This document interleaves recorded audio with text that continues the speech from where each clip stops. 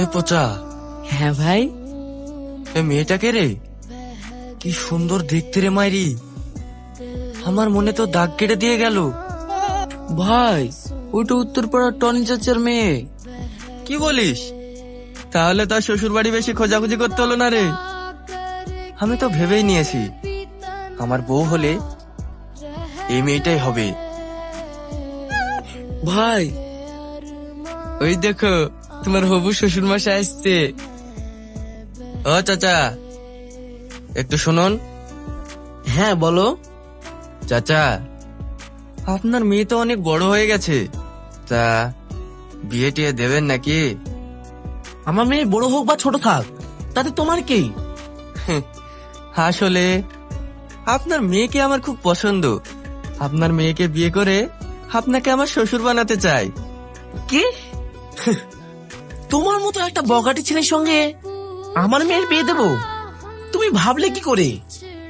আরে চাচা, বকাটে তো কি হয়েছে, বিয়ের পর সব ঠিক হয়ে যাবে। চুপ কর। তোর মতো ছেলের জন্য রাস্তা মেয়েরা ঠিক আছে, আমার মেয়ে নয়, বুঝেছিস? কি বলেন আপনি? কেন, কানে কালা নাকি, শুনতে পাসনি? এ চাচা, বেশি বাড়াবাড়ি করবেন না, না হলে আপনার মেয়েকে তুলে নিয়ে গিয়ে বিয়ে করব। আপনি আবেন না। এই, তোর মতো ছেলের কাছ থেকে এর চেয়ে বেশি কিছু আশা করা যায় না। আপনি আমাকে চড় মারলেন। এখন তো শুধু একটা চড় মারলাম, আমার মেয়ের দিকে তাকালে তো চোখ আমি উপরে নেব, কথাটা মনে রাখিস। ভাই তোমাকে মারলো, তুমি কিছু বললে না? পাগল ছেলে, হবু শ্বশুর মশাইকে মারলে বউ রাগ করবে না? তাই ছেড়ে দিলাম। চল। এই এটা দেখ। কি রে, তোর বয়ফ্রেন্ড নাকি?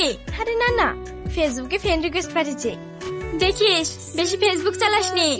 কি রে, তোরা কিসে বাড়ি যাবি? কিসে আবার যাবো?